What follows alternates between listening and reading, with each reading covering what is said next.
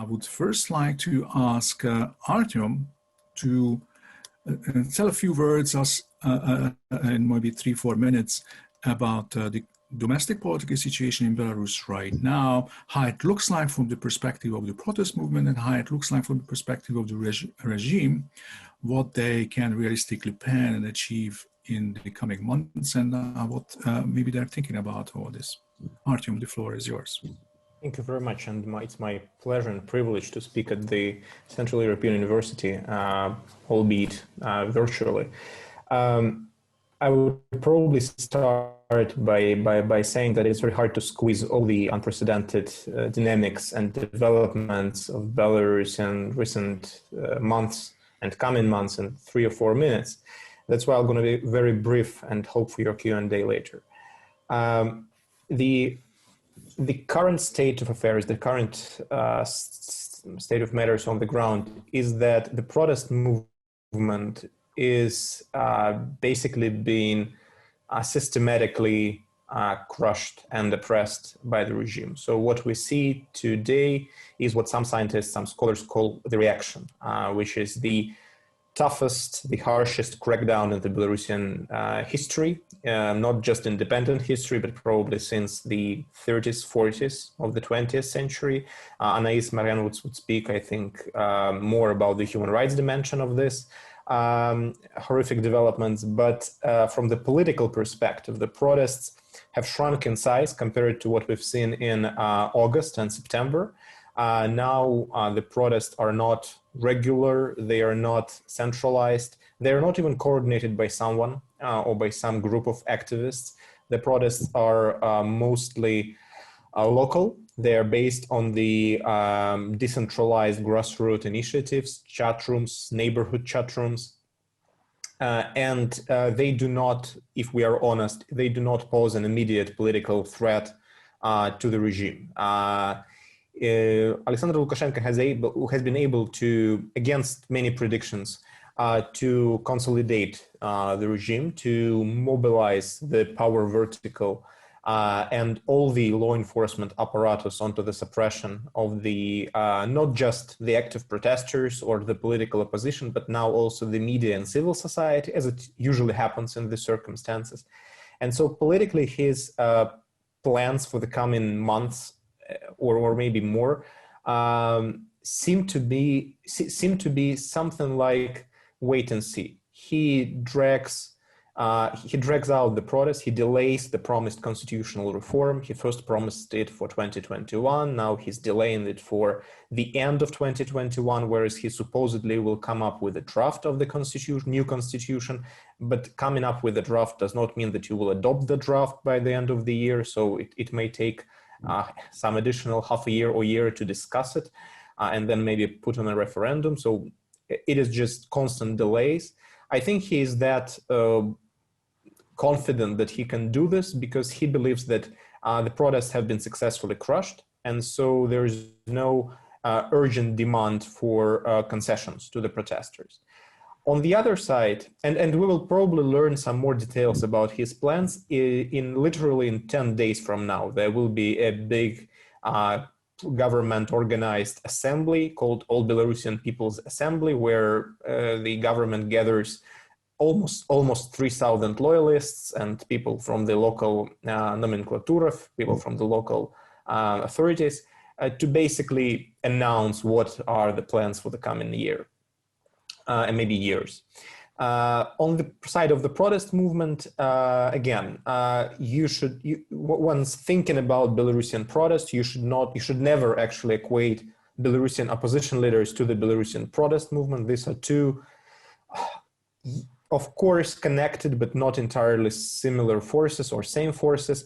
Belarusian opposition leaders in exile or in jail do not and have never coordinated, run, managed, organized these protests. They have never been guiding them. Therefore, they have their own sort of agenda, international agenda, representative agenda, where they represent the protests, the Belarusian society with the negotiations with various international actors, lobby for more sanctions. But the protest movement lives regardless of what they do. So the dynamics of the domestic situation largely are independent of what Svyatlana Tsikhanouskaya, Pavel Latushka, and others do in Europe. And this should be always understood. Now, what the opposition plans is, of course, regain the momentum. They want to do this. They want to have a second wave of protests in spring, and they will probably try to do so. And of course, there will be some people who will respond to those calls to protest again in spring. There are these dates that are very important for Belarusian opposition traditionally, like the Freedom Day on the 25th of March, like the 26th of April, which is the anniversary of Chernobyl disaster. They have usually been used for the political demonstrations, and they definitely will be used this time around again. However, just the date or just the warm weather is not enough to reanimate the protest movement. There will have to be triggers, other triggers for the protest movement to come back to its previous forms, if it ever happens. And these triggers can only be provided by such actors as economy, if we call it an actor, state, or new governmental mistakes, new outbreaks of violence, unprovoked, disproportional violence, or maybe some moves by Moscow, which is a separate topic worth, I mean, no, not maybe a separate Zoom discussion, but maybe a dissertation. So I will probably end with just saying nothing is certain in Belarus. So what I'm saying today and what I'm describing might sound grim, might sound, hopeless. However, you should never underestimate the ability of Belarusian regime to make mistakes, because all the 2020 was the history of the story of repetitive, stupid mistakes done by Belarusian authoritarian regime. And it would be very, I would say, early or naive to believe that somehow in 2021, the regime has learned their lessons and will act only correctly and politically prudently from now on. The mistakes in the current nervous circumstances, in the current economic stressful times, under international pressure, and with evident lack of legitimacy within the country, the mistakes are nearly imminent. The issue is only how big these mistakes will be, how much of a protest trigger they will present, and how will the regime on the next round react to this protest that will emerge again. I'll stop here, and sorry if I spoke slightly more than 4 minutes.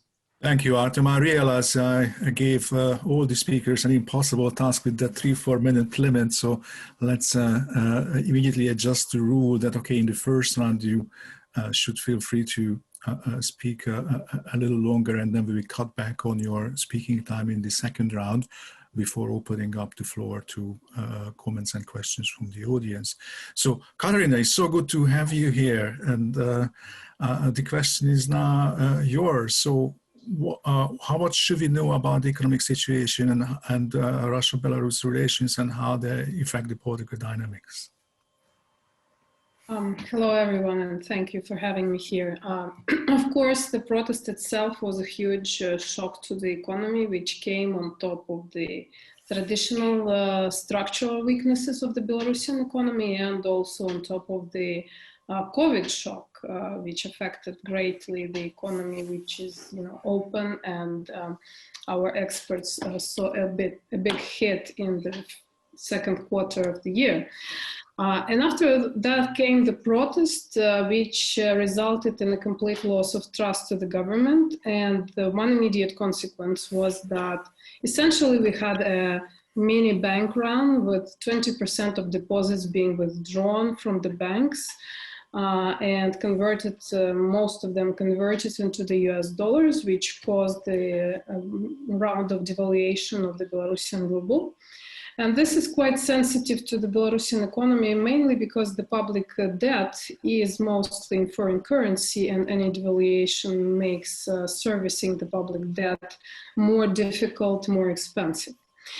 Another consequence, which is more long run, is the general loss of trust and this uncertainty which persists until the political crisis will be resolved, and that results in a huge downturn of investment sentiment. And it's it's very hard to forecast the future. We can look at different scenarios. If we ask people, the population, about their expectations, most of them expect that their incomes would go down. And as a result, they cut expenditure already today, not waiting until they lose a job or part of their income. The same goes for businesses. They regard the situation today as maybe some of them even slightly improving, given that the world economy is recovering from the COVID shock. But on the other hand, they cut investment projects, they stop hiring, so there is a huge potential, well, the potential for development is lost here. And of course, IT sector is relocating, both in terms of people. Recent polls show that 15% of the IT employees have relocated from Belarus, and these polls are not very representative, but nevertheless, they give you the impression that indeed this is sizable. And many IT companies, they're relocating not only people, but they're relocating financial flows out of Belarus, and that might also be very sensitive. That gives us, a whole range of forecasts. For example, the Belarusian government for this year forecasts growth of 1.8%. This is a growth below the world growth rate, and mainly it's driven by the increase in external demand. And indeed, we see in the last quarter of the last year that exports were growing from Belarus.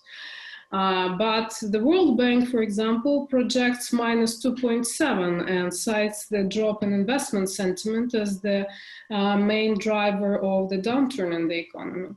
And as for the economic crisis, indeed, there are huge risks which might or might not materialize. For example, one of these risks is the possible debt crisis. A lot of state-owned enterprises after COVID, they have accumulated huge debts because of inefficient level of production.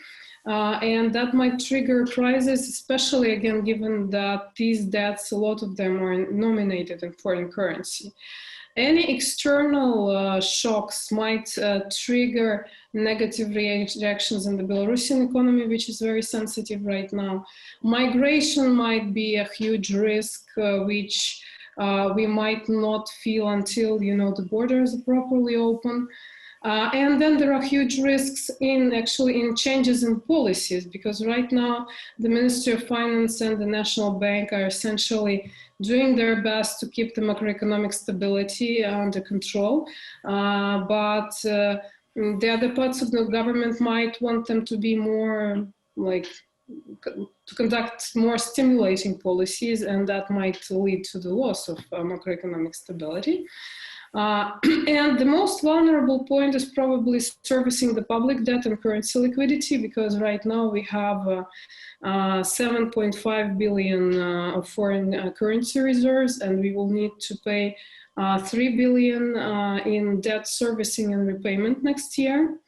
And for example, over the last year, we have lost almost 2 billion in sales of currency to the population. If another bout of currency run would happen, then we will have problems servicing our external debt. And given that Belarus now has no access to international financial markets or loans from international financial organizations, this is a large problem. And this is where Russia comes in. It has already provided the loan and it promises to provide more. But it also makes Belarus, of course, hugely dependent on Russia. As for the sanctions, so far we see no macroeconomic results of sanctions, but they were targeted in such a way that there are no macroeconomic results.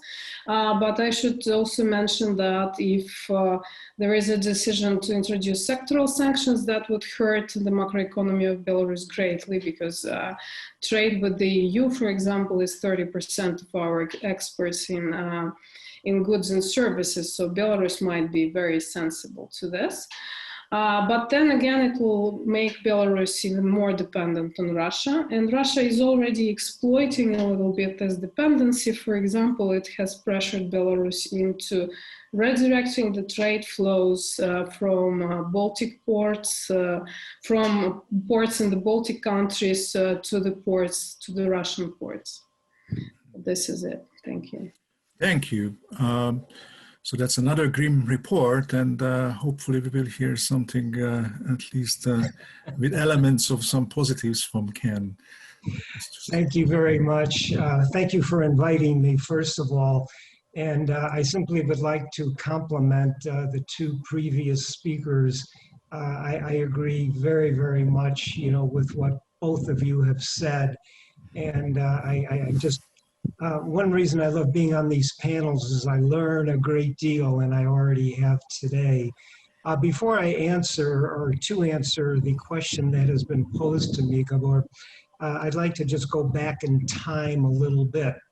I was the U.S. ambassador in Belarus from 1994 to 1997.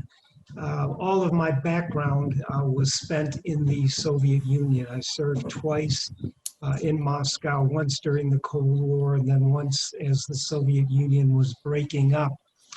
And going back to Belarus, I saw firsthand how Lukashenka established, this iron system, that he is now relying on, that Artyom has so well described. The vertical, the security services. I had a number of direct confrontations with him, one publicly over the shooting down of an air balloon that killed 2 Americans and I believe 1 Australian. And I had a number of direct struggles with him about suppression of freedom of the press, the eliminating of the then popularly elected parliament and instituting his own. And I go through this simply to point out that I had a very good sense of how this system had taken hold, what he had done. And unfortunately, I think it also has to be acknowledged that he did have personal popularity, at the time. When he was elected, there was actually a reasonably fair vote. He came to power on the basis of anti-corruption, and he actually had a lot of support, particularly in the countryside. He has survived by being very clever, turning to the West at times and offering the hints of easing up, which of course I never thought amounted to anything at all. But nonetheless, he has survived, all these 24 years. And I think the bottom line is that we tried democracy programs, we tried a whole variety of things, and none of that worked very, very well. And the conclusion that I came away from, and it directs now to the question that was posed to me, is that outside influences probably are not going to be determinative with Belarus. Artyom has mentioned the difficult challenges, that the demonstrators are facing right now. Our previous administration under then President Trump was not terribly forthcoming, and to me, very unfortunately.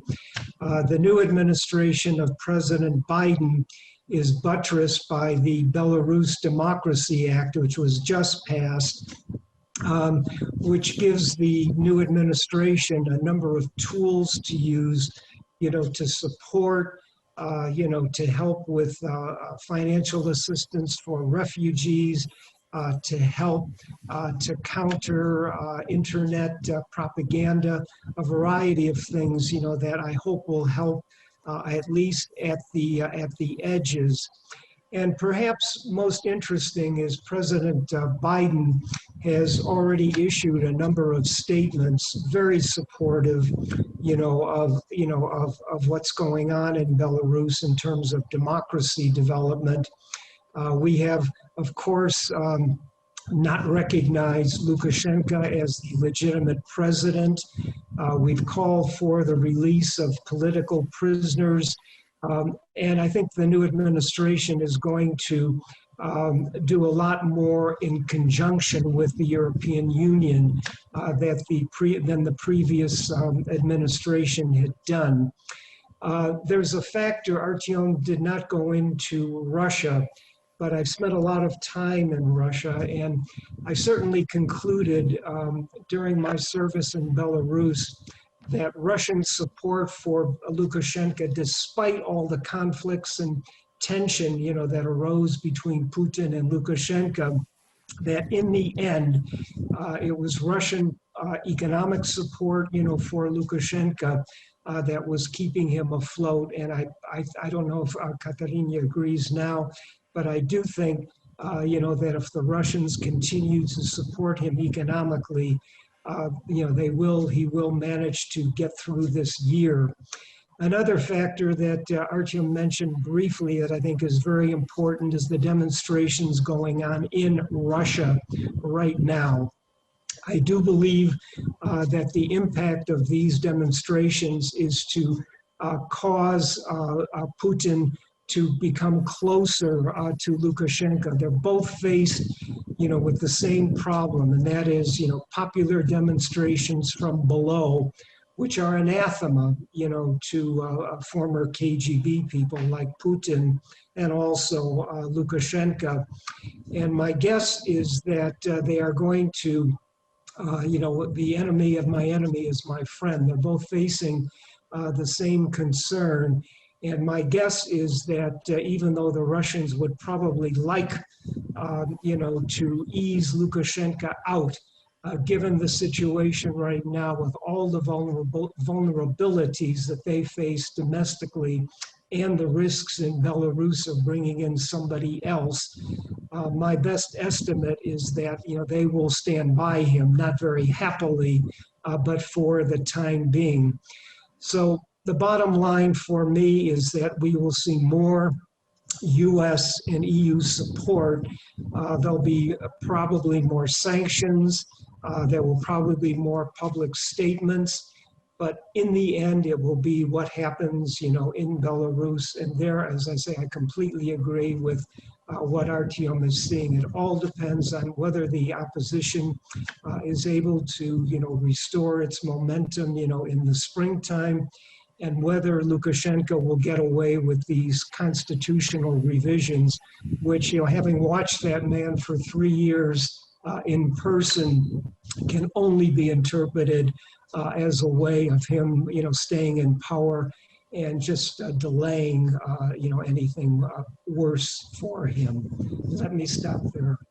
Thank you. And thank you in particular for reminding us that actually we have a new actor entering the Belarusian drama, the Russian protesters, whose short-term impact is presumably that they reduce the leverage that Putin had over Lukashenko in the last couple of months. Okay, and now let's see an assessment of the human rights situation and what the international community can do in such a grim situation. So, Anais, please, how would you assess that? Thank you very much. Thank you for the invitation. I'm glad to see you all. First, I'd like to remind that I'm not speaking in my official capacity as UN Special Rapporteur. It's important I have a bit more academic freedom when I speak as a researcher. But given the question you asked, I will remind that, in fact, the situation with human rights in Belarus has never been good, but it's never been as catastrophic as in the past 6 months, and the situation keeps on deteriorating. So if we think of the reaction of the international community, I would say that, well, it has been, the international community of democratic states has been quite consistent in its reaction. And neighboring states, as we know, have been very proactive, both diplomatically and in terms of support for the victims of human rights violations. And the EU has reacted as well, albeit in a delayed way and short of economic sanctions. But compared with the situation which was 10 years ago, which was, in terms of the number of arrested people, 30 times less bad as it is now, I think there is quite an important reaction, and this is of course good news. It's not sufficient, and that's the problem. At the level of international organizations, I think that the reaction was unusually strong. If you remember, in the fall, there has been an urgent debate convened at the Human Rights Council that was followed by a resolution giving the UN, the High Commissioner on Human Rights, Michelle Bachelet, a mandate to prepare a report which should come out in the coming days, taking stock of all the various human rights violations during the electoral period. It was followed in September by an ARIA Formula meeting, so it's an informal meeting at the UN Security Council, which was convened by Estonia, and a second one was convened last week, specifically on media freedoms in Belarus and the violations in that field against journalists and freedom of speech. But of course, within the Security Council, we can expect Russia and China and like-minded states to use the veto for the Russia and China, but also to build up a significant resistance to any kind of operationalization of the prevention mandate of the Human Rights Council, and also any kind of attempt to refer these crimes, with the crimes of torture notably, which could amount to crimes against humanity, to the International Criminal Court, for example.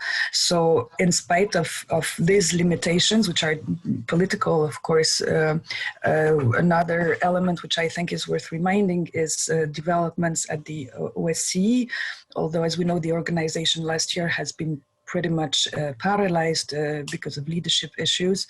A high number of states, 17 of them, have launched a so-called Moscow mechanism. It's the second time it's launched against Belarus to investigate the violations of human rights during the electoral period. And Professor Benedek, who was appointed to provide a report, has issued it already in the beginning of November. It contains a number of recommendations, and now it is up to the countries that launched these initiatives to follow up on these and hold the authorities accountable.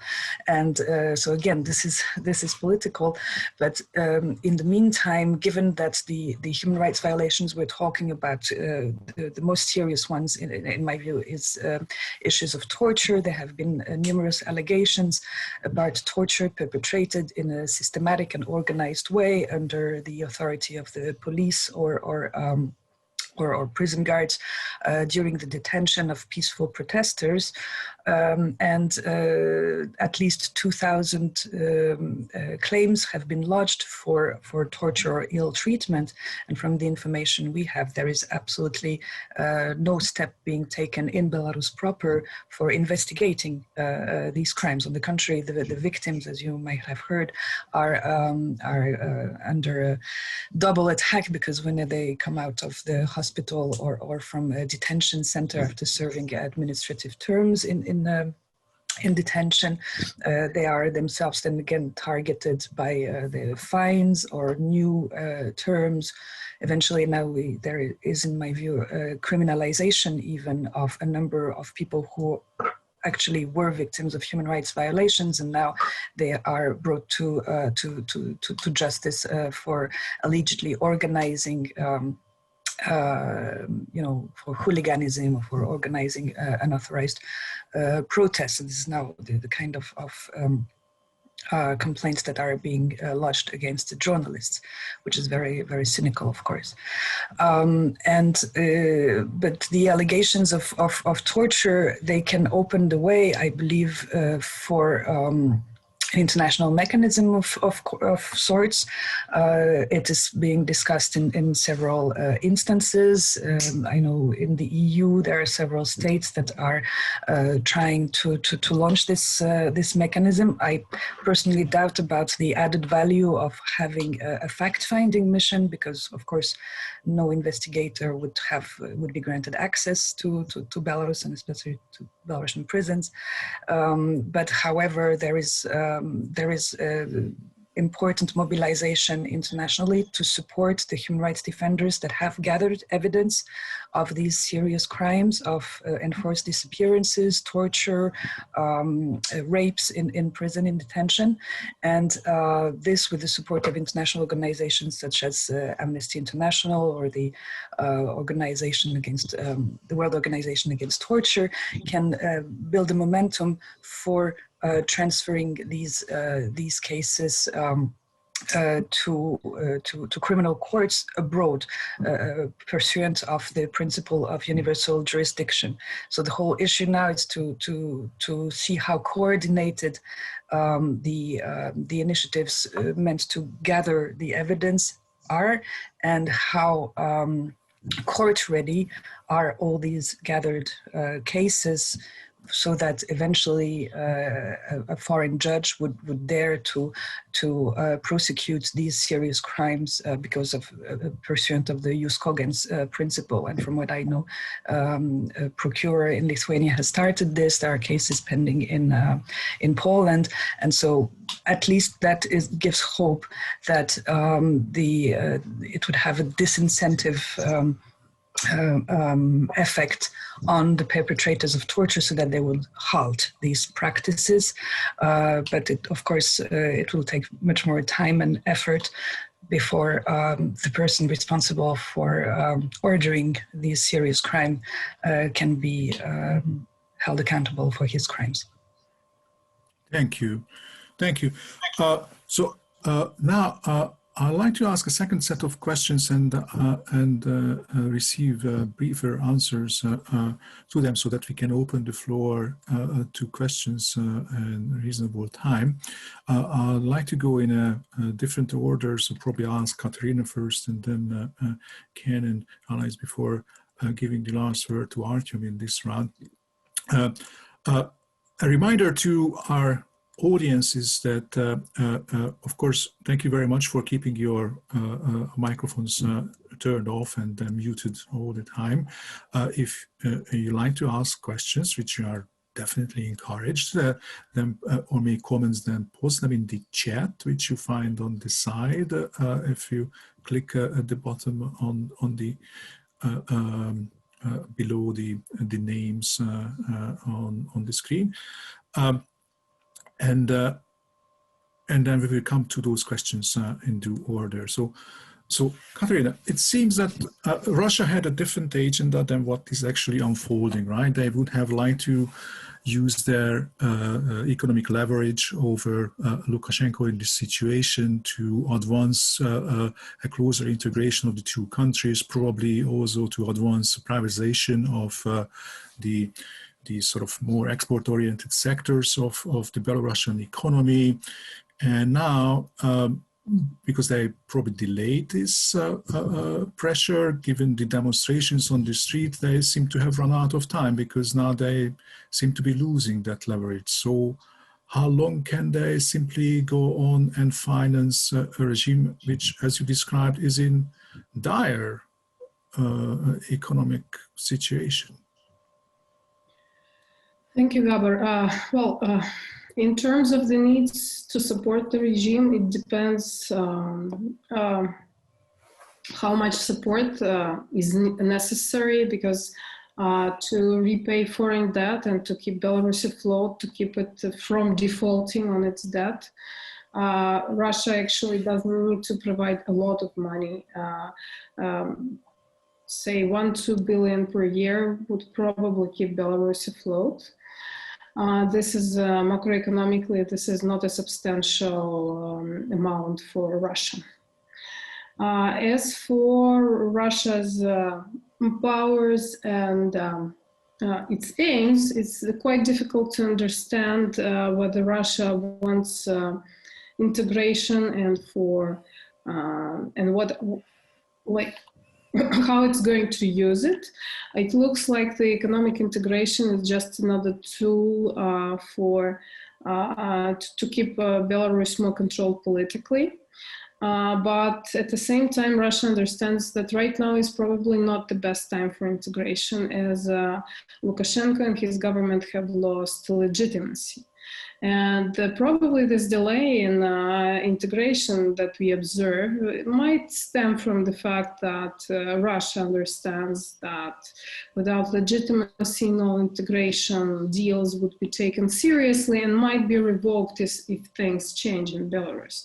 The same goes for privatization. We haven't heard about even rumors about any privatization deals, despite the fact that, well, already for half a year, Belarus is like completely dependent on Russia. So the only economic benefit that Russia so far has gained is this redirection of the trade flows to its ports, and it's yet not clear whether Russia actually benefits economically from it or whether it had to offer the transportation rates so low that it would be economically beneficial for Belarus instead of Russia. We don't know the rates, so there is no way to tell. So I don't think that Russia will get any economic benefits from Belarus anytime soon. And this is why, again, today, I think it was reiterated that first, Belarus has to resolve its political problems, and then we will talk about economic integration. Thank you. Thank you. So Ken, I mean, we have seen that the West has very little political leverage on the situation in Belarus, whether you look at the European Union, which anyway has its internal divisions over the issue, or American foreign policy. But in your experience, going back to the 90s, I mean, is the West capable of providing any economic incentives for a regime like the one in Belarus today to kind of soften the situation and make some progress on human rights, or bringing, I mean, perpetrators of horrible crimes, I mean, to justice in exchange for promising economic opportunities that they wouldn't have access to otherwise? Certainly, the European Union tried this path in the last couple of years with Belarus, and it seems that well, we don't know whether that worked or whether they would have worked if the election and the protest movement didn't come after that. To give you a perfectly frank answer, I concluded a long time ago, that Lukashenka, was a sort of a classic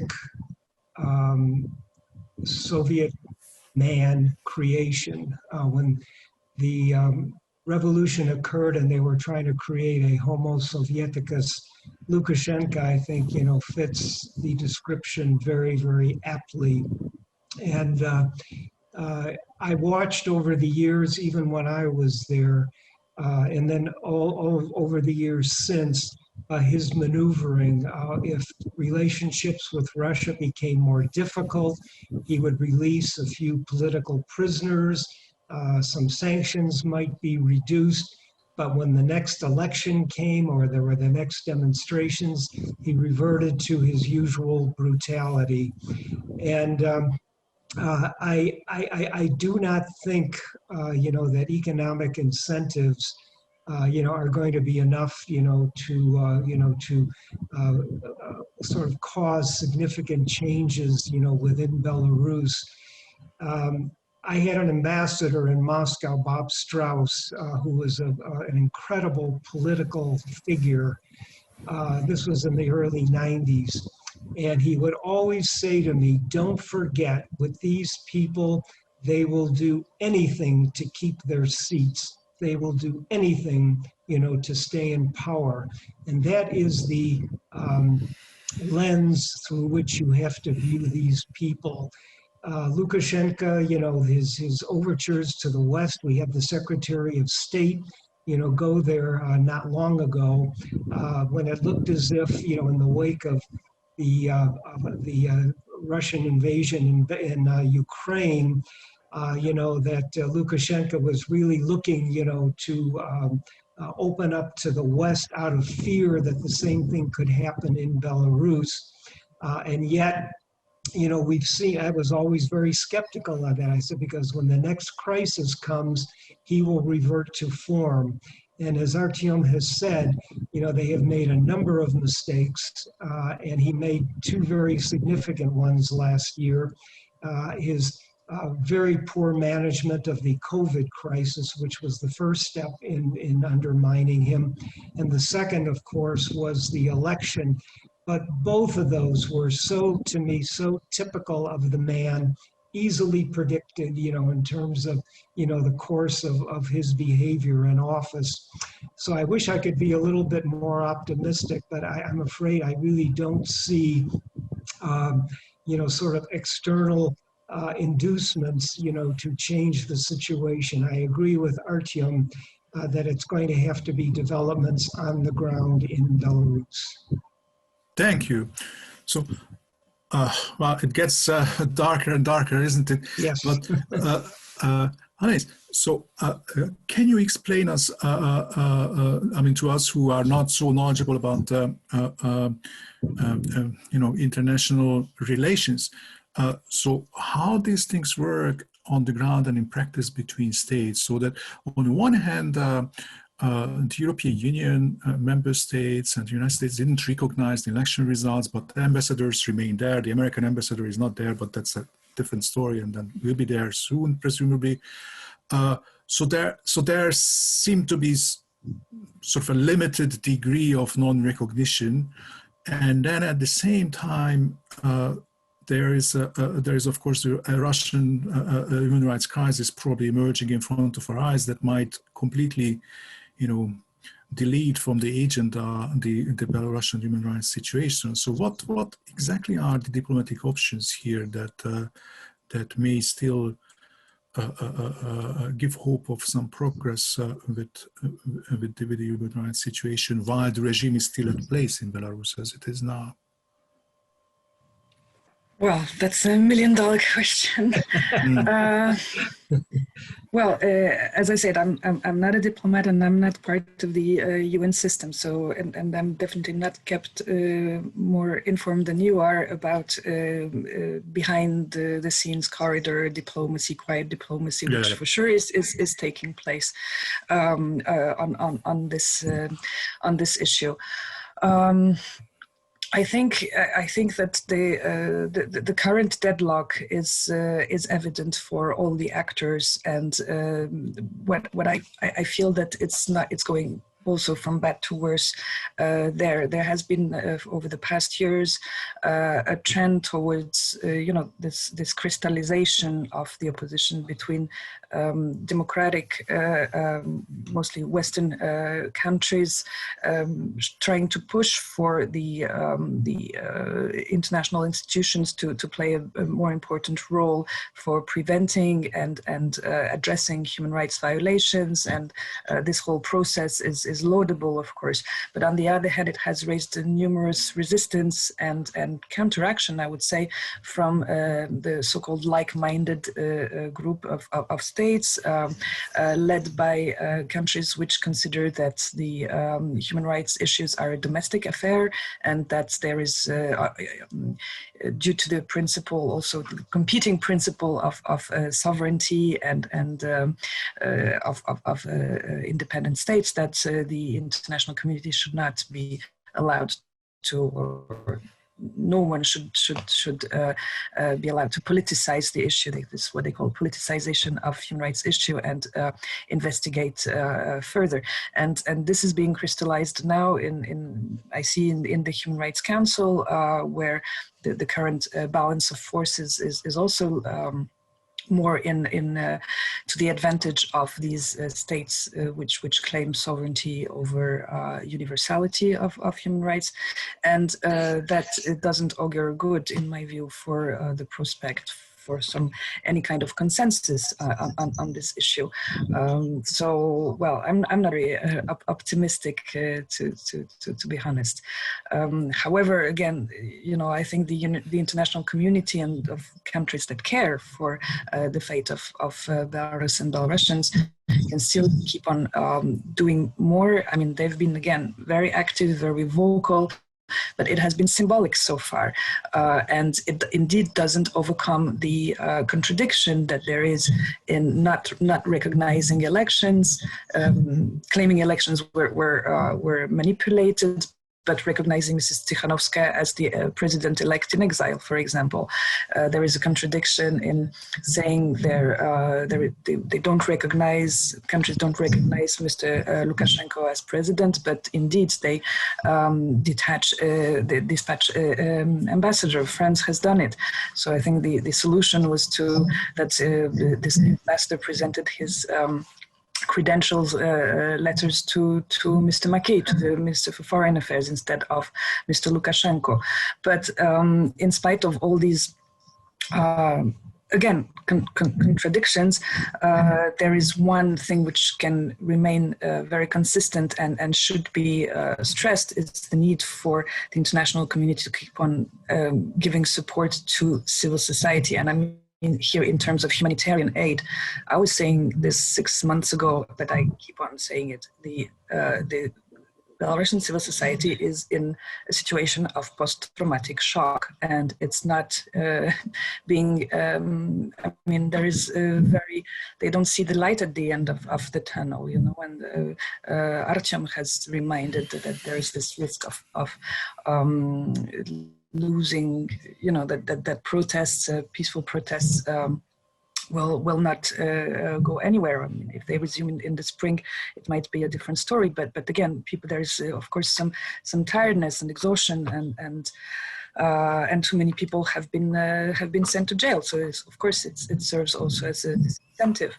But and that is why I think there is needs for more coordinated efforts to, like, an international donors conference, or turn words into deeds. There have been speeches about the Marshall Plan for Belarus. Well, a lot needs to be done to help those who need it, people who have suffered repression. I'm thinking in particular about students, university teachers, independent trade union members, with the risk that as the Lukashenko regime is very good at, that this is used then against the people who receive any kind of international support of money from abroad, and then there is always the risk that their bank accounts are frozen and they are being prosecuted then for tax evasion or these kind of things when they receive foreign support. But still, I think that this support should remain specifically for those who stayed inside Belarus, and not be dilapidated in supporting those who are in exile and who are doing a lot of things, of course, to try and find a solution, but who will never, if they are the only beneficiaries of international support, including financial one, they will not remain legitimate in the eyes of the voters who stayed in Belarus. Thank you.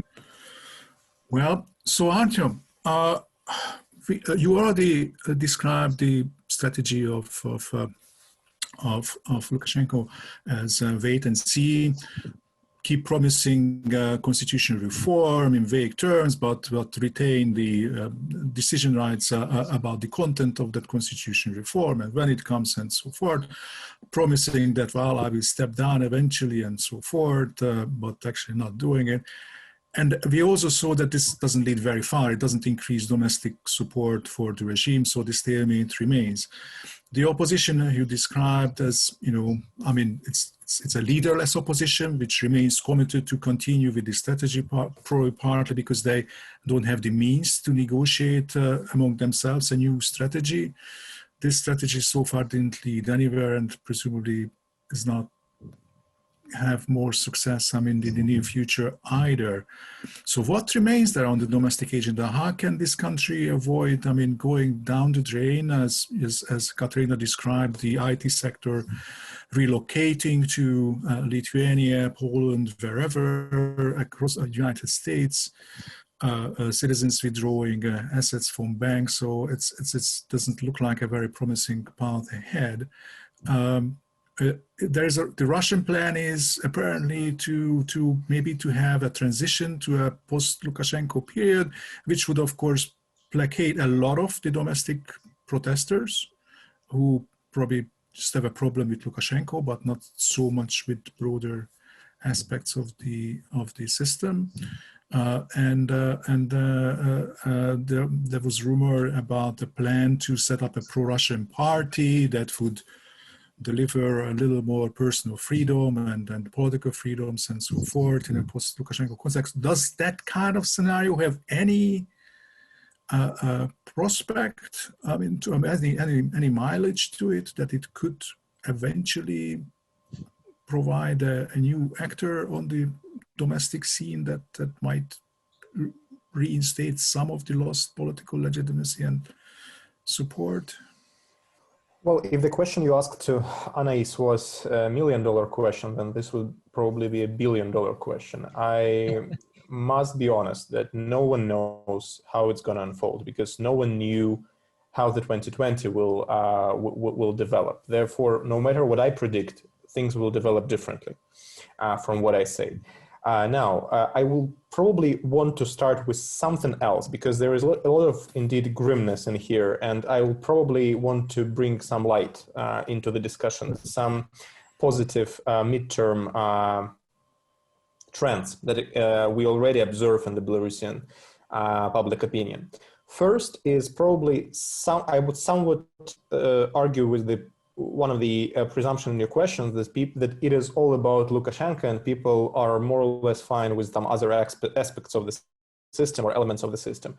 I don't think that's the case. Actually, all the available public opinion polls suggest that all of the fragments of Lukashenko's system, be it in an economic management or mismanagement of the country, or large state presence in the economy, be it in the political realm, all of them are not popular. All of them are not supported by the majority. And Belarusian society is one of the most pro-market societies in Europe currently, precisely because it was brought up by this quasi-socialist regime.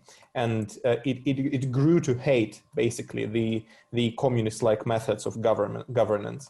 The same goes to politics, because what is happening today, what has been happening with Belarusians in the last 6 months, was not just a huge exercise in nation building and civil society building, but it was also a huge trauma. It was a huge political and psychological trauma for hundreds of thousands, if not millions of people. And it is, despite being very painful, and I am here in Minsk and I can feel it, I mean, with my own, fingertips. But despite being very, very painful, this creates, I would say, a very healthy attitude to politics for the post-Lukashenko era. If the victory over this kind of regime would be swift and easy, the revanche of these forces could have been easier in the future. What Belarusians are getting these days is something that I usually call anti-authoritarian vaccine.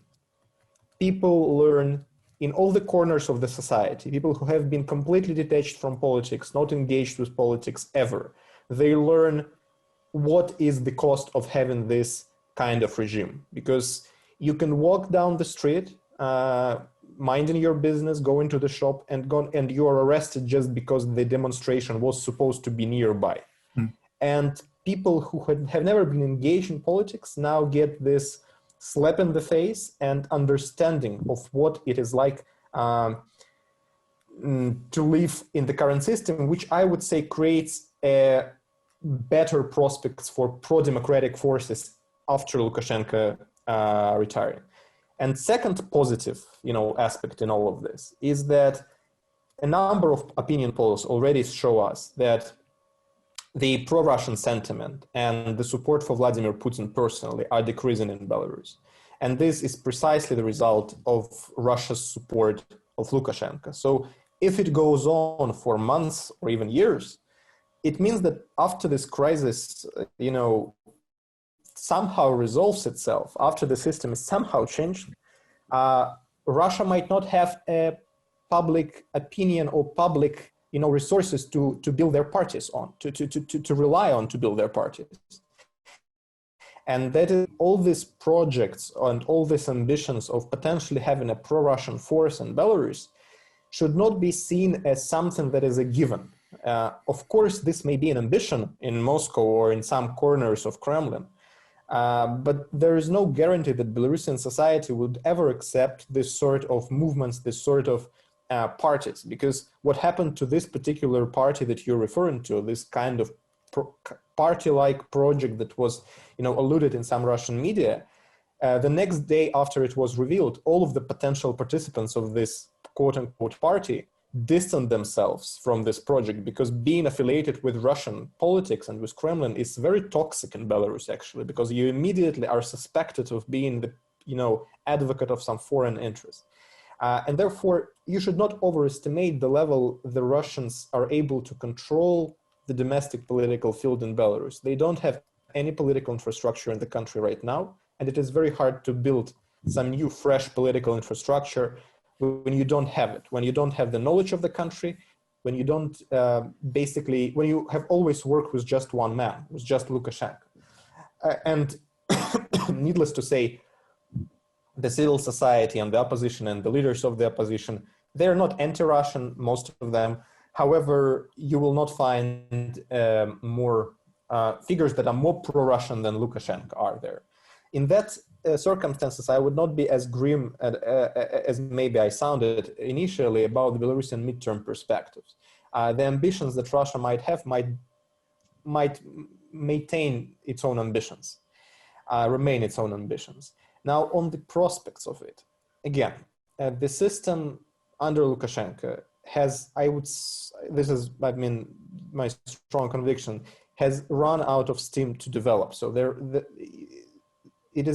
I cannot predict how long it will last, of course, because we have examples of Venezuela and others, but there are no resources for economic growth. There are no legitimacy for political continuation, political reforms. Any new electoral campaign under the same rules with the same leadership will again lead to the public unrest. Therefore, this is just the downward trajectory, no matter how you look at it. And it means that, again, the days and maybe the months or maybe even the years are numbered, and whatever follows will be different from this system. But unfortunately, as again, Venezuela and many other cases suggest, the harm that this agony can bring to the society and to the economy and to the politics of the country and to the massive emigration of the talents from the country, which is another factor that we haven't discussed yet, can be quite huge. So the situation is, dramatic, but there are pockets of hope there as well. Thank you. Yeah, that's a very useful reminder that we are not looking here at the Tiananmen Square situation, right? Because the next 30 years in Belarus, if the regime remains, don't look like as the next 30 years after Tiananmen look like in China. Nevertheless, I will post to everyone recommended reading. I cannot resist this. By one of the leaders of the Tiananmen Square student movement in 1989, Wang Dan published a wonderful essay 2 years ago, 1.5 years ago, about how he sees things in retrospect. And I think in spite of the striking differences between the two situations, there is a lot to learn from his wisdom and tacit retrospection, as well as a credible-looking public opinion research result about how Belarusian public opinion thinks as of today, which came out a few days ago in Warsaw, and it was conducted over the phone from within the country. But now, let me turn to our discussant. Katerina, Ina already posted a question to you, a longer question about the IT sector, so maybe you want to read it in the chat. And while I introduce our discussant, Miklós Haraszti, who is a Hungarian author, professor, human rights promoter, and a fellow at the Center for Media, Data and Society at the Democracy Institute of the CEU. He was the previous incumbent of the position of the UN Special Rapporteur on Human Rights in Belarus. And quite importantly, he was a major figure in the Hungarian dissent movement from the late 60s. Thing that is not mentioned on his more detail on the events website is that he was with another musician friend of his, the hunger striker, who put an end to jail terms and arrests used against the production of for the release of cultural products in Hungary. So, you know, things can be achieved in there even under oppressive regimes. And with that, I hope that I can hear some more hopeful words from him. He was also an OSCE commissioner for media freedom before, taught at various universities from Columbia to Bard College and the CU and the New School in New York.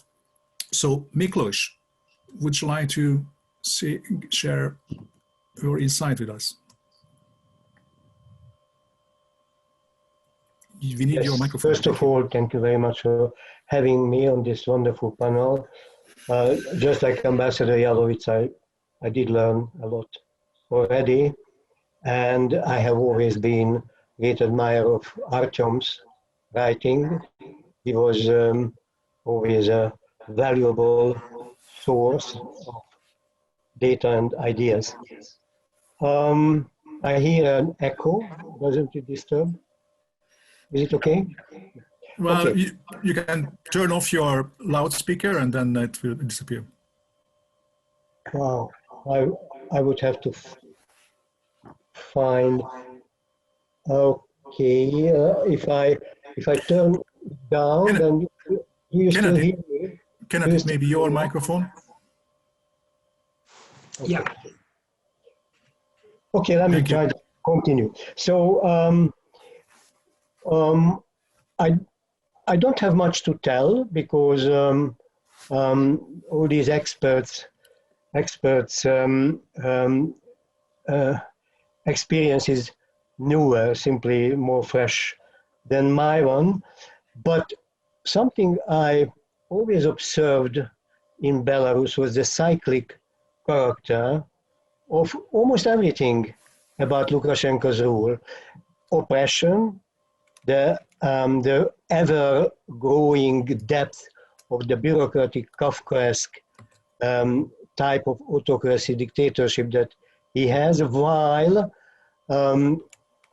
at around a 5-year cycle, renewing brutal oppression with along with the micromanaged oppression, and also a cyclic character of what Anais has described, the less than resourceful reaction of the international community to this situation.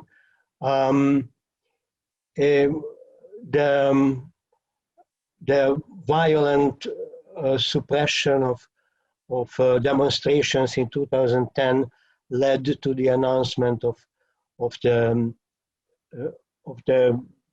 rapporteurship and my rapporteurship, which I gave up after 6 years.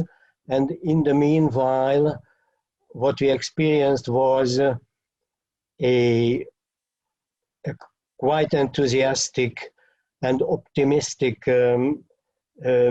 reaction from the international community, then the breaking down of that enthusiasm, sanctions basically given up in 2016, and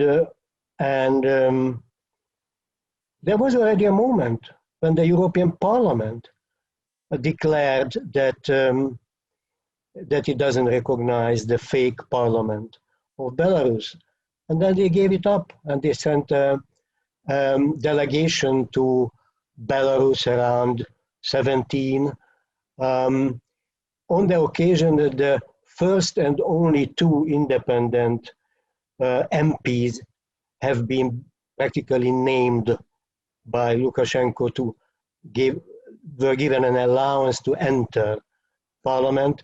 So that was a parliament which for 25 years hasn't seen any opposition, and appearance of 2 opposition candidates made European Parliament to give up its non-recognition of the parliament.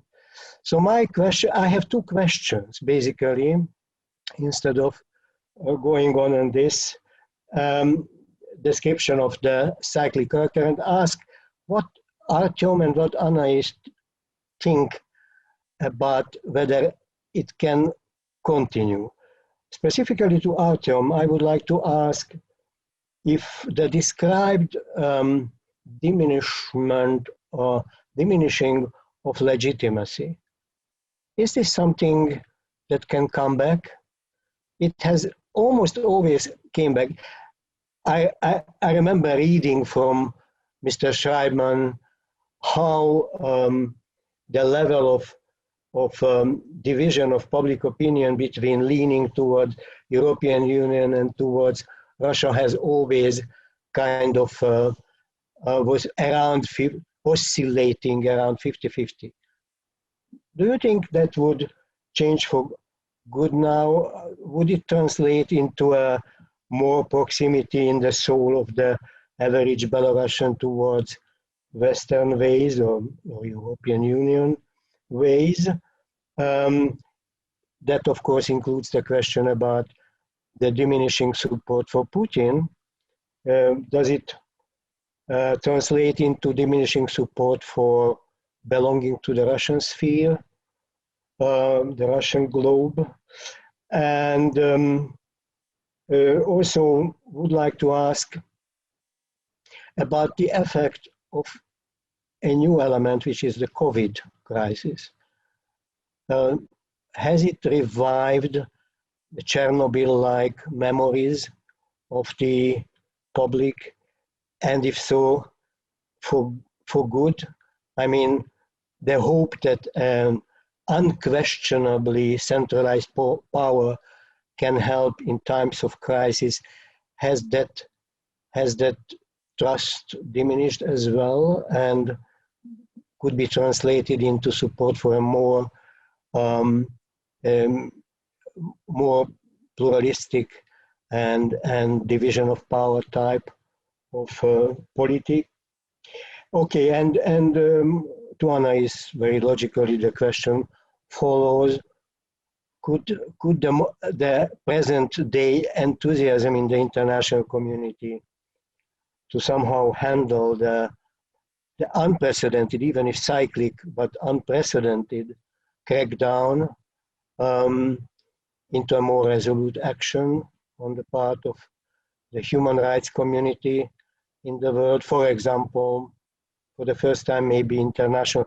You mentioned that there are initiatives towards courts adjudicating human rights violations abroad. Do you believe it can come to that? So will the non-recognition of Lukashenko translate again into a cycle of hope towards the present type of leadership? Thank you for your attention. Thank you, Miklos. So we have a very good slate of questions. Also in the chat, you can read a couple of questions. I mean, there is Ina's question to Katerina, and then we received a few more from Stefan Swed to, well, more or less to everyone, as well as Eric Bichel. They are longer questions, so I will read out to you if you don't see them. But probably first I'll turn to Katerina with the question about the IT sector, so that we covered that. Yes, thank you. Well, indeed, IT sector is relatively small in the Belarusian economy. It's below 5% of GDP, but it has been very dynamically growing. So in 2019, it has provided half of the economic growth. And it also supported the economy hugely in 2020, at least in the first half of it. And the same is true for the protest. The IT guys were, well, not only guys and girls, were the driving force of the protest in many accounts. If we see any sociological attempts to measure the protesters, we will see that the IT employees are overrepresented.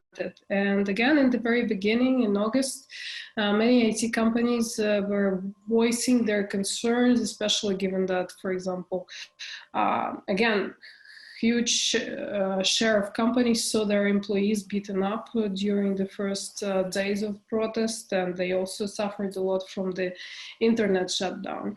But what followed was very harsh repressions. For example, the company PandaDoc, which has provided support for one of the Solidarity Foundations, which supported police members who left the force. 4 people from this company were imprisoned. I believe one of them is still in jail. And many others have gotten the message quite well.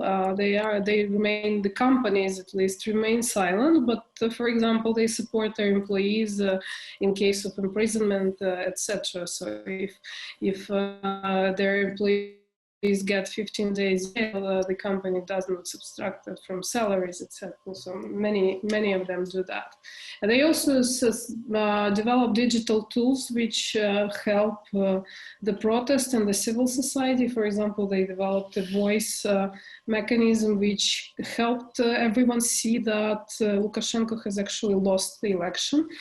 And as for the state agencies, what they do is just more repressions, threats, letters suggesting that you should prohibit your employees to go out on the protest, etc. And actually the IT sector saw a modest, but nevertheless, a tax increase of the income tax by 4 percentage points, the personal income tax for the employees this year. And recently they saw letters suggesting that they hang out the official state flags outside their buildings. So this is how the state reacts. No chaos there. Thank you. Thank you. I will not turn to Anais, but to give a little more time for Artyom to prepare, partly to answer the questions raised by Miklós, but also there are a couple of questions, both from Eric Bichel and from Stefan Swed about media, in particular, that you will see in the chat. But before that, so let me turn to you, Anais. There were some interesting questions for Miklós about specific things that the international community can do, and I'd like to combine that with part of the question raised by Eric Bichel about media support. So Miklós asked you about courts, whether probably Miklós had in mind the famous Spanish judge who summoned Pinochet. So is there a possibility for that kind of role played by the international community in human rights violations in Belarus? And then the question about media support is also interesting and probably something that you can comment on. That is that what more positive effect the international community can have by providing support for independent media in Belarus? Well, I think that it would take, unfortunately, a new wave of more serious human rights violations for the attention, I wouldn't call it enthusiasm, but attention of the international community to evolve into a more robust response. And here I mean, of course, the UN Secretary General or Security Council playing the full role in terms of preventing an escalation that would lead to, well, an escalation of violence that could damage peace and security in the region, which cannot be excluded, but as Artyom said it very well, it's very hard to predict. There are too many factors here. So of course we cannot wish for such a further deterioration of the human rights situation, and that's why in the meantime I think that the best avenue for people to seek redress for the human rights violations, and notably for the crimes of torture, is indeed to turn to criminal courts abroad. But this is, I mean, in democratic countries, the executive is not influencing what judges decided, you know, to prosecute. So there are a number of countries that have this, that recognize universal jurisdiction for serious crimes such as crimes against humanity. And I know of several initiatives from civil society, from exilees, and not those from last year, but actually people who have been in exile abroad from Belarus for many years or decades, that are accumulating evidence and building up, cases to hold those responsible for human rights violations accountable. But it would be extremely difficult for a prosecutor to prosecute these crimes without being granted access to the country, just on the basis of allegations communicated by victims, and maybe what could be a game changer is this tendency, which is very much thanks to the activism of the IT sector indeed, for leaks to appear growingly on Telegram channels, including from, for example, BIPOL, from the police and security officers, which give already information from the perpetrators themselves. And here there are numerous questions about how much this is all decided from above, about this issue of plans that were revealed a couple of weeks ago of building a concentration camp for dissidents. There are question marks also about the use of COVID contamination as an instrument also to deter protesters from hitting the streets, because apparently 80% of those who have stayed a couple of days in detention come out infected, and there is absolutely no policy whatsoever to limit this contamination.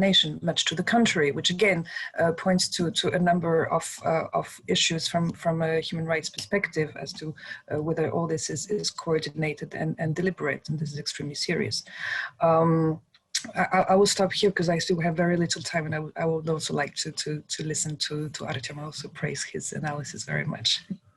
Thank you, and also thank you for reminding us for the crowdedness problem in Belarusian prisons, which is a very severe problem now, and indeed because of the pandemic in particular.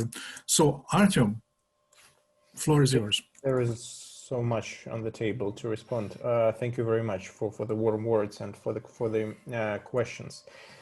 Very important ones. I would start with COVID and Chernobyl. Let's say sentiment that it arose. Of course, it was the case in spring a year ago, when for the first time it became evident that the government is basically concealing the real situation.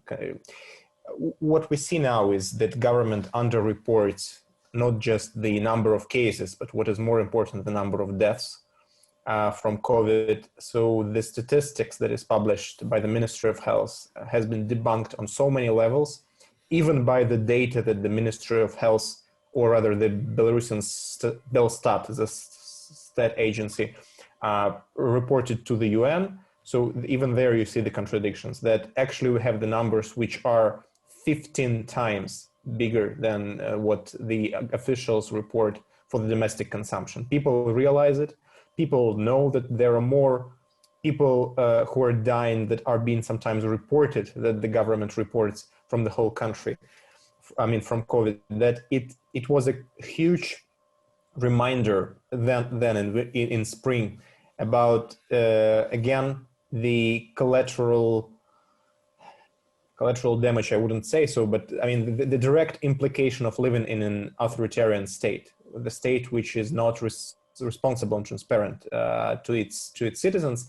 And in Belarus in particular, this of course, especially with the people who are of an older age, mid-age generation, middle-age generation, they of course remembered it just, immediately the same atmosphere that they felt during Chernobyl, when the government was concealing the truth, which was deadly, the fact that they were concealing it from the public.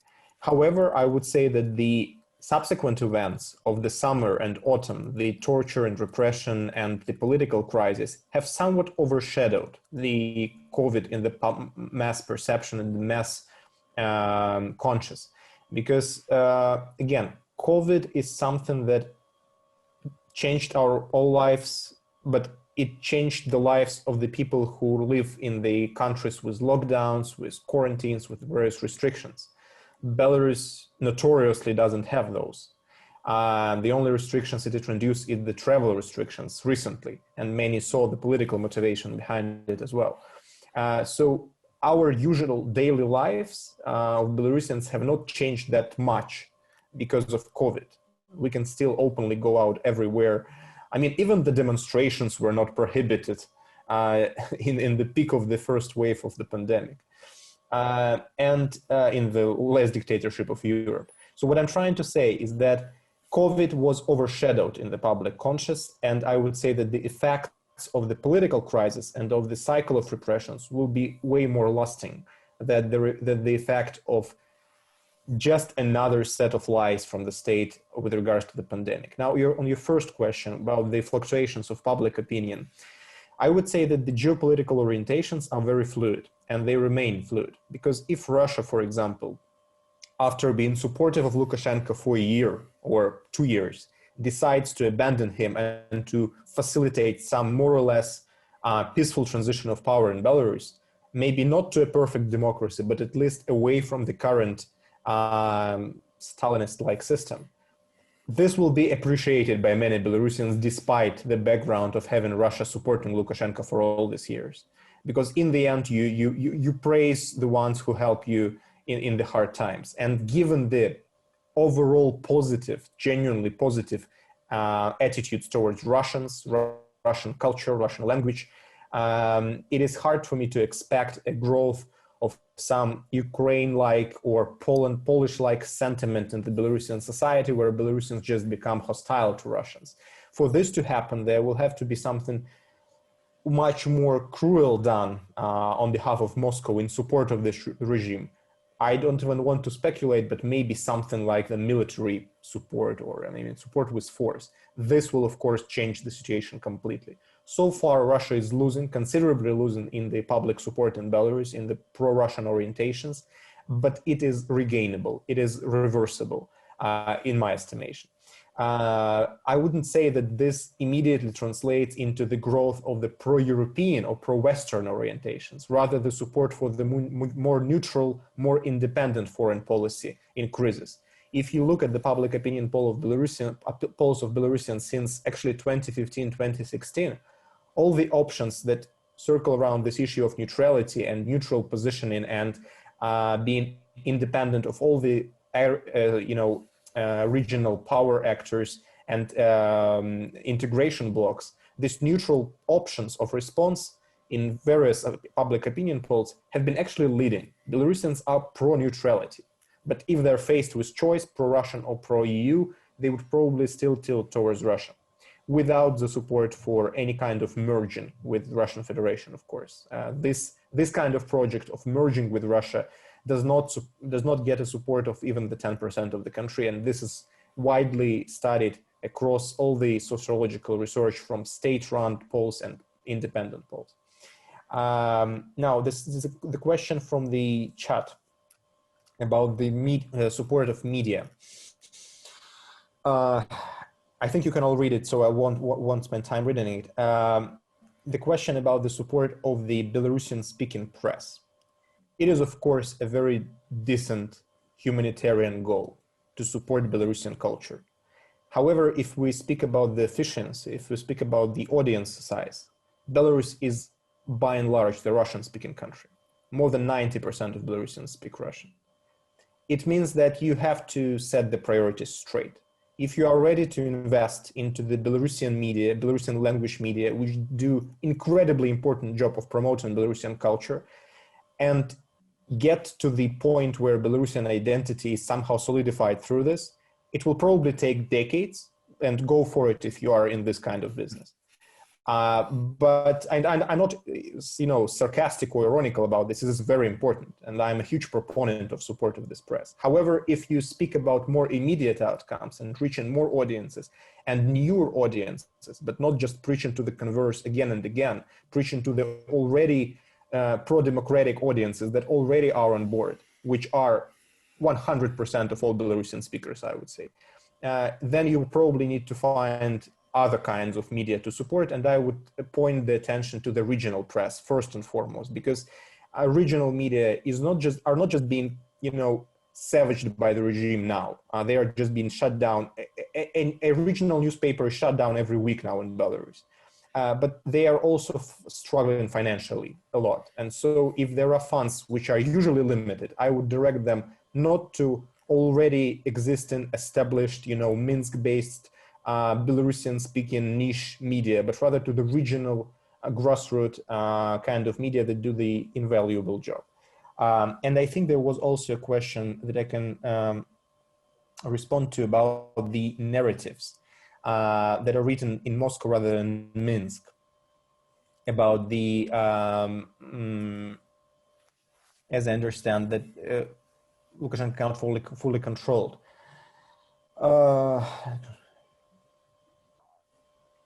We don't have the data on the Belarusian audience turning away from the Russian sources, actually. Unfortunately, we don't have such research. I would say that Belarusian regime, despite losing all of the possible informational battles it has, so it lost the internet to the alternative voices, to the independent media, to the Telegram channel. It has lost the TV to Russian TV.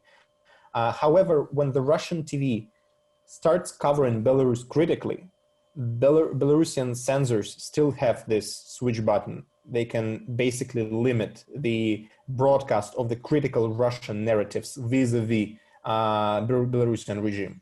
So I would say if you speak about this nuclear audience of TV in Belarus, which is maybe 30–40% of the country, these people do not get the critical information coming from Russia, although their international worldview, their worldview vis-a-vis US, Crimea annexation, Ukrainian situation, geopolitics in general, are largely shaped by the common joint efforts of Belarusian and Russian media, which present all of this all of the protests in the world as some sort of the global conspiracy, Navalny and Tsikhanouskaya parts of the same team, and so on and so forth. But I wouldn't see much daylight between these two media streams, so to say, between Russian media and Belarusian media for the Belarusian audience, because again, all the critical points are being just censored out.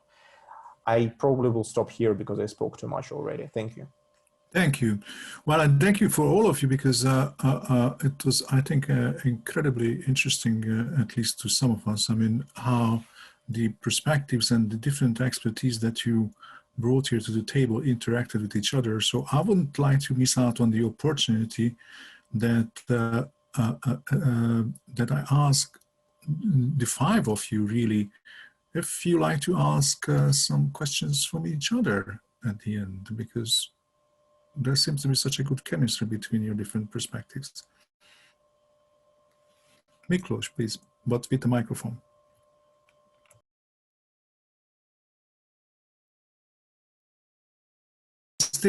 We still don't hear you.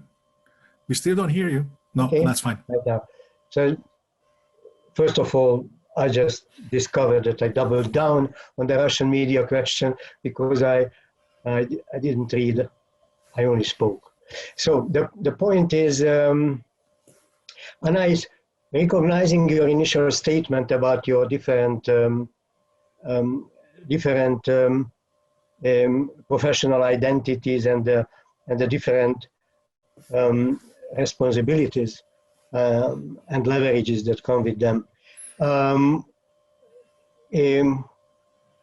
are you ready, or just say no if you are not, to speak about this strange outtern member of the like-minded group in the United Nations Council, and actually everywhere, where my country, Hungary, has a very special position vis-a-vis the, not only the Belarusian, but also toward the Russian government, specifically in terms of human rights issues, which the Hungarian government quite principally has exiled from its vocabulary. Maybe sometimes rule of law comes up, mostly in terms of denial of any problem, but it actually as a vivid principle is always reinforced in Budapest, that Hungary does not care about human rights situation in other countries, and vetoes that are issued by Hungary to European initiatives in condemnation of human rights situation in Belarus or Russia, reported in Budapest. Do you give any weight to these tendencies, or have you stumbled into them? Thank you, Miklos. Of course, I stumbled into them, and actually this multiple hats, apart from making me a bit overworked and schizophrenic, is actually restraining my capacities to act rather than giving me a leverage, unfortunately. So I will stick to what I say. That I can't speak in my capacity as special rapporteur, but as an academic, I would say that I feel there is indeed, it's nothing new. It dates back to the Crimea crisis. There is a sort of a war of narratives, and this is what I'm much more concerned about. And this impact of the Russian and like-minded discourses about democracy, managed democracy, about the protests in Belarus being managed from abroad, and all this. And unfortunately, in the current media landscape, there are many people in various positions which tend to be convinced by fake news, and the irony of it all is that then the government of Belarus, for example, accuses those who monitor the situation on the ground, trying to remain impartial, of being victims of fake news themselves. So I'm not very optimistic about the possibility for the various human rights mechanisms to really change the situation on the ground. As an academic, again, I believe, having studied many authoritarian regimes and how they eventually collapse, that in this specific case of a personalistic regime, the changes can only come from within, and maybe not from people, in the streets, but from the elite cracking and a successor emerging, a military coup occurring. I mean, the possibles are multiple, and again, we cannot wish for it. But yeah, I'm afraid the international community can hardly push Mr. Lukashenko out from office, and unfortunately, I don't see any chances for democratization or improvement in Belarus, even in Russia, for as long as a person of this type remains in control. So that's it. Thank you. Ambassador, please. But your microphone is off. Ken, you. Yep. Good, thank you. Two things. One, I just simply wanted to refer back to the Belarus Democracy Act. I'm not sure of all the details yet, but I'm sure there will be funding, to support independent media, to support, those who are, on the ground, trying to do what can be done. There'll be additional sanctions whether these will be determinative or not, I'm probably unsure. But nonetheless, I simply wanted to point out that the United States will be more active. Artyom, I wanted to ask you, though, whether there are really two questions. One is whether or not you see the possibility of the Siloviki taking over, if Lukashenka, is ousted. I've seen that scenario talked about. And the opposite direction, whether or not, you've described, the opposition, the people overseas, out of Belarus, and the people on the ground. And what I wanted to ask you is whether or not you see the possibility of a Navalny, developing, on the ground, someone around whom, the opposition can coalesce, rather than this sort of leaderless, really incredibly, I'm amazed at what is going on, but it is leaderless, it seems like, at this point, and whether or not, leadership is going to be necessary. That's a fantastic question. And it's not $1 billion question, so let's listen to it. I think Miklos is saying something, but is he saying something without a mic? Yep. I'm sorry. Artyom, just a related question to Ambassador's question. Do you have data about growing, at least, name recognition of the new leaders who, unlike the old parties, which have decades of history of unable to join forces or to make any breakthrough, the new leaders have done quite something in the last year.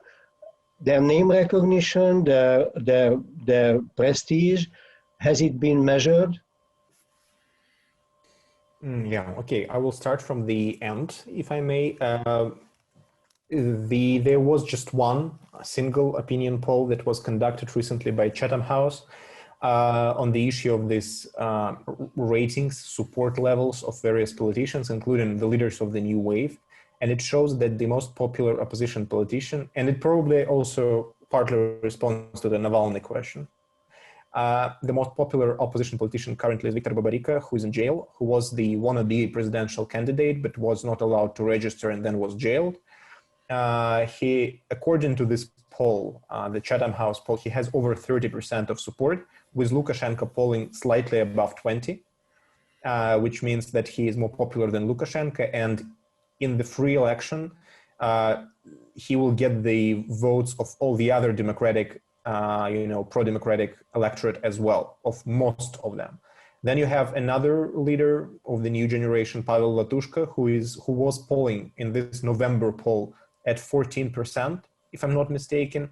And I think he has grown in recognition and therefore in support since then. I am not sure about other leaders and their current state of affairs with their support, because they all were somewhere below 10, and so it is not very reliable to suggest that we know how the things have developed since then. Maria Kolesnikova has quite a name recognition in Belarus. Valery Tsepkalo has also grown very, very known. Sergei Tikhanovsky, needless to say, however, his support is not that overwhelming. And Svyatlana Tsikhanouskaya is also well known, but I'm not sure that public perceives her as the leader that is ready to, become the full-scale politician to lead the movement. She is more of a symbol of the movement than its actual leader. And this translated into this poll where she had something like 5 or 6% of support, because the question was about whom would you see the next president of Belarus? And there, the people with managerial experience expectedly won. On the Navalny figure, Navalny was able to become who he is because he was free. If Navalny was jailed in 2012, he will not be as prominent today. And if he was jailed since then. The problem with becoming a mono leader, a unified Mandela-like leader on the ground, is that you either have to serve too many years in jail before that, or you have to have some time to gain this popularity and to be free therefore. So this is what you're describing is very possible. However, it will materialize only after certain liberalization, only after these people are released and have the opportunity to coalesce to decide who will be their single candidate. Because in the end, the history of this kind of regimes shows us is that the opposition is usually disunited until the moment it sees the chance to win. If it sees the hope on the horizon, it immediately drops all of its disagreements and coalesce around the compromise figure, as it happened many times in many places. Ukraine, Georgia, Serbia before that. It is just the question of feasibility of victory, basically. So until we are in the situation where at least some political air is allowed into the system, I don't think that Navalny-like figure can emerge, because they will simply be immediately jailed. And the Belarusian regime, we have to give its own credit, because it was remarkably successful in decapitating the opposition. So the moment some structure or any leader or group of leaders emerges, it is immediately disbanded. Basically, Coordination Council was pronounced illegal even before its first session, and all of its board members were either jailed or forced out of the country within weeks. And the same happens with all the personal leaders as well. There was also, I'm sorry, I forgot the first question. Can you please remind me, Ambassador? It was about the possibility of the Siloviki taking power if Lukashenka is ousted. Yeah. It is very hard for me to imagine this. Belarusian Siloviki are very different from the regimes where Siloviki have took over. It is not Egypt, Turkey, or Latin America or Myanmar, where Siloviki present, or this law enforcement or military presents some sort of cohesive class, where there's some clan. In Belarus, Siloviki are just as disunited as all the other, top leadership and top officials of the country. They don't trust each other. They spy over each other. They compete with each other. And despite having common interests of retaining the system and retaining the control over what happens in the country, I cannot imagine a coup-like dynamics in there, some plot being introduced, because these people are pathologically afraid of horizontal communication with one another. And that's also something that Lukashenko probably should get an authoritarian credit for, because he has managed to fine-tune the system in a way in which every official is,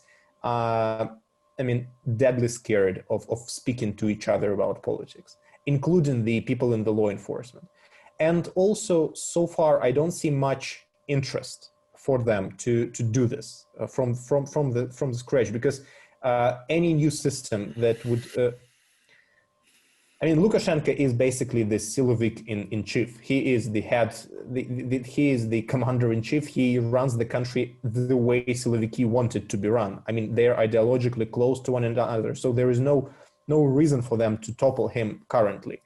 If there is some demand for democratization, they understand that democratization would imply that they will be punished. So rather they will stick to him more and more as the crisis deepens, I would say. And this is a very unfortunate development, because as we all know, the loyalty of these people is the key to everything. And Venezuela is another example of this. However, I would probably, if I had to bet, I would probably bet on another scenario, where Lukashenko, he is overconfident person. He is overly confident of his position and support. He, I think, honestly believes that he has a majority support. So sooner or later, he will start some sort of the constitutional transition with the view of controlling the things like Nazarbayev or other people in this position. And I would say that in his situation, in Lukashenko's situation, given the lack of domestic legitimacy, economic resilience, and foreign international standing, he will not be able to control even the slightest error in the system, even the slightest kind of pluralism within the system. So if he reinstates, I don't know, a successor or some sort of a collective leadership, his days will be numbered at this very moment, because he does not have the resources to control the successor, collective or individual, because this person or group will just have so many incentives to get rid of Lukashenko's control on day 2.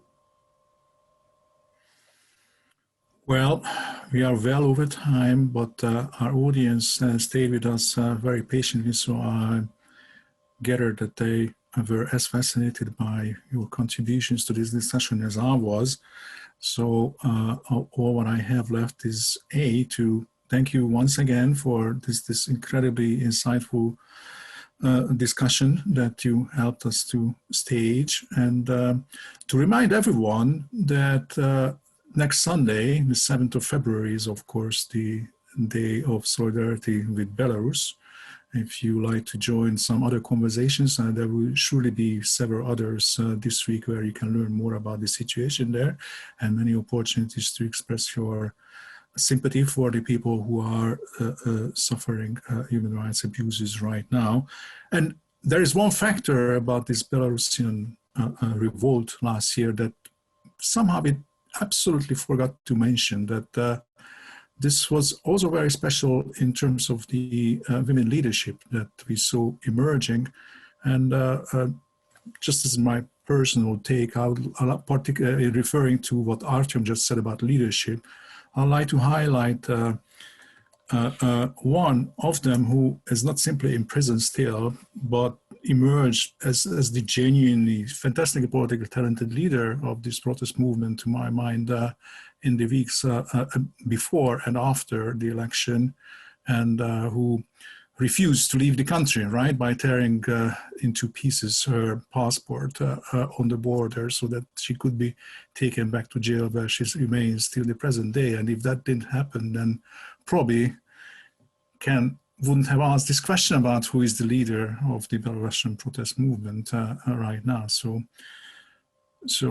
let's have a moment of remembering Maria Kolesnikova, who is in prison. And thank you for everyone. And join us for the next event of the Democracy Institute whenever it comes up. And thank you for your attention and for your participation.